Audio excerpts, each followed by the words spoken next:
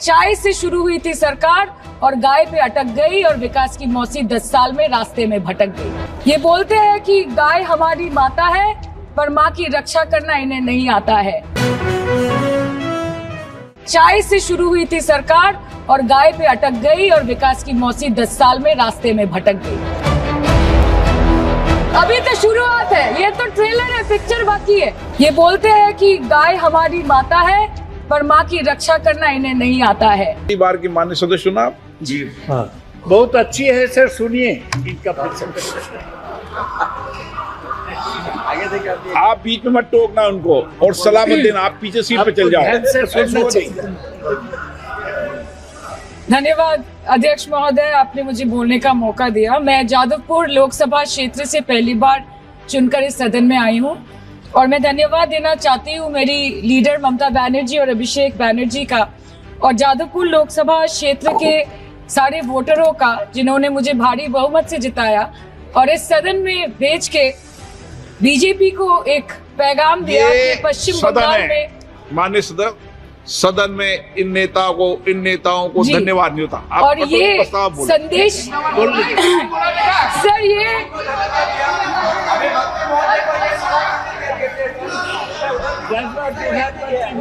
Sir okay sir, no problem sir. Sir मैं धन्यवाद देना चाहती हूँ जादवपुर लोकसभा क्षेत्र के लोगों का, जिन्होंने मुझे भारी बहुमत से यहाँ पे जिता के भेजा और ये पैगाम दिया कि पश्चिम बंगाल में नफरत की रणनीति और धोखेबाजी की राजनीति नहीं चलेगी। अध्यक्ष महोदय, मैं उम्मीद करूंगी कि आज आप मुझे पूरा बोलने का मौका दें, क्योंकि हाल ही में हुए नीति आयोग की जो मीटिंग हुई थी, वहां पे हमारी माननीय मुख्यमंत्री, जो देश की एकमात्र महिला मुख्यमंत्री भी है, उनका माइक बीच राह में ऑफ कर दिया गया था। वो बंगाल के अरे अभी तो शुरुआत है, ये तो ट्रेलर है, पिक्चर बाकी है। अध्यक्ष महोदय, मैं आपसे ये बोलना चाहती हूँ कि वो बंगाल के हक के लिए यहाँ पे सवाल उठाने आई थी, वो बंगाल के लोगों की बात रख रहे यहाँ पे आई थी, लेकिन उनका माइक ऑफ कर दिया गया। आपके माध्यम से मैं सदन में उपस्थित वहाँ जो बैठे हैं माननीय सदस्य, कोई भी नीति आयोग या कोई भी घटना को सर एक लाइन अपन डिलीट करेंगे सर, एक लाइन सर, मैं यही बताना चाहती हूँ कि बंगाल के लोगों का गला घोटने का काम किया गया और उनकी आवाज को बंद करने का काम किया गया। आगे जाके बंगाल के लोग आपके पार्टी की माइक ऑफ कर देंगे, बस एक चुनाव बाकी, आप देख लीजिएगा। Sir, all India Trinamool Congress इस सदन और इस देश का 3rd लार्जेस्ट ऑपोजिशन पार्टी है और हम आपसे धन्यवाद हम आपको देते हैं कि आपने हमको रेलवे, स्वास्थ्य, शिक्षा और आज ये पशुपालन जैसे महत्वपूर्ण विषय पे चर्चा करने का मौका दिया। लेकिन तृणमूल कांग्रेस आगे जाके देश के हर महत्वपूर्ण मुद्दे पे बात करेगा, चाहे वो चीन का अनैतिक रूप से इस देश में प्रवेश हो या वो 700 से ऊपर आंदोलन जीवी किसानों की माननीय सदस्य, आप पहली बार बोल रही हैं, मैं आपको हस्तक्षेप नहीं करना चाहता, लेकिन जिस अनुदानों की मांगों पर चर्चा सर अभी आ रहे सर, नीट के घोटाले से लेके जीएसटी के बोझ तक, एयरपोर्ट की छत टूट जाने से लेके रेल पटरी से छूट जाने तक, तृणमूल कांग्रेस के सदस्य, हर सांसद देश के हर गंभीर मुद्दे पर चर्चा करेंगे। बस यही आपको बोलना। हमारे किसान अपनी मवेशी को, अपनी फसल को माँ की तरफ पूछते हैं, जिस खेत में वो हल चलाते हैं उस जमीन को नमन करते हैं। But does this major sector get support from the government? Sir, Indian agriculture supplies around 58% of India's livelihood and is a principal source of income for half of the population, accounting for 17 to 18% of the country's GDP. 70% of India's rural poor depend on livestock and farm animals. But does this sector get what it deserves? इसका जवाब अगर आप देश के किसान से पूछेंगे तो वो आपको यही बात बोलेंगे कि चाय से शुरू हुई थी सरकार और गाय पे अटक गई और विकास की मौसी 10 साल में रास्ते में भटक गई।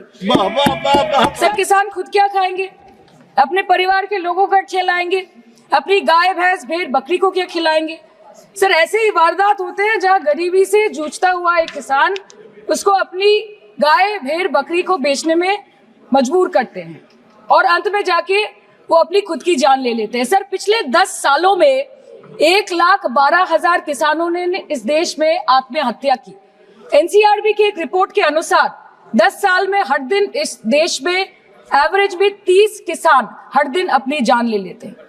सर, इस देश के लोगों का यही है किस्सा कि जिसको जिताया वो राजा की तरह जाएगा और जिन्होंने जिताया वो फकीर की तरह। सर, ये बहुत गौरक्षा की भी बातें करते हैं। देश के लोगों को ये पता होना चाहिए that there is a fodder crisis in India and the union minister has himself stated in a written reply in Rajya Sabha that yes, the country is deficit in fodder. So it means that cows are dying without food in government owned goshalas, especially the BJP ruled state. तो sir, पहले खाना ही नहीं मिला, fodder crisis, फिर मिल भी जाए तो इतना महंगा कि किसान खरीद ही नहीं पा रहा है, फॉडर इन्फ्लेशन, और सर खाना मिल भी जाए तो पशुओं की बीमारी।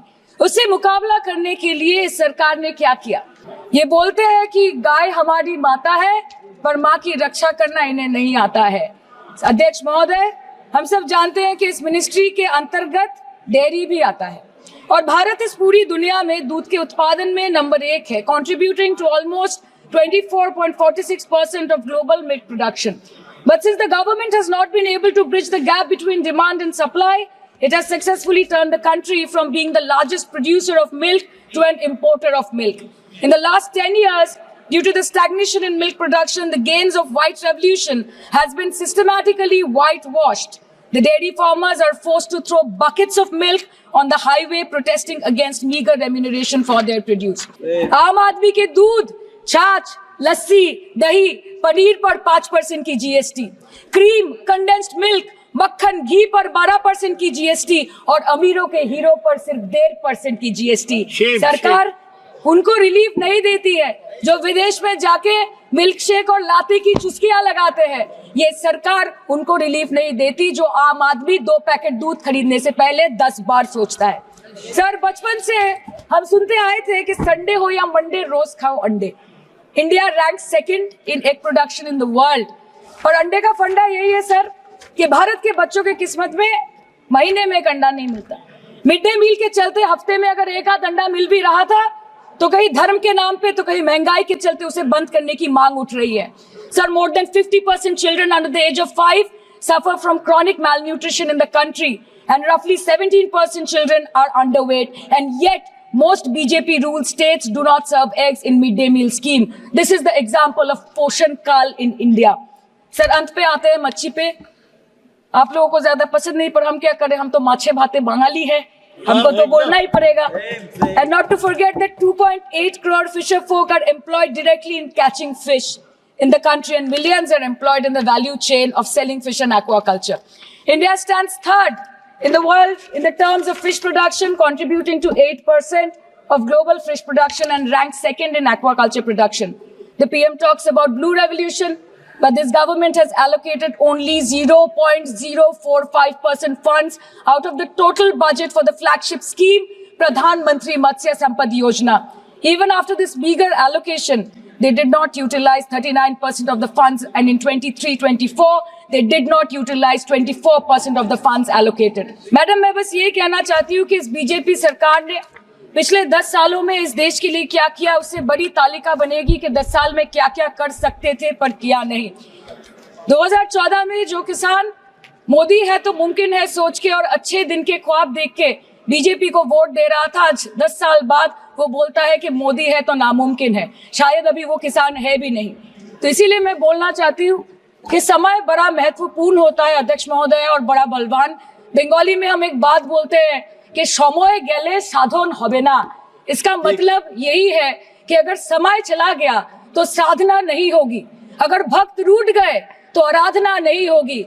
और 3 से 303 से 240 के आंकड़े बोलते हैं कि इस बार जो आप चले गए तो दोबारा लौटने की संभावना नहीं होगी। तो यही बोल के मैं अपनी बात खत्म करती हूँ। Thank you so much.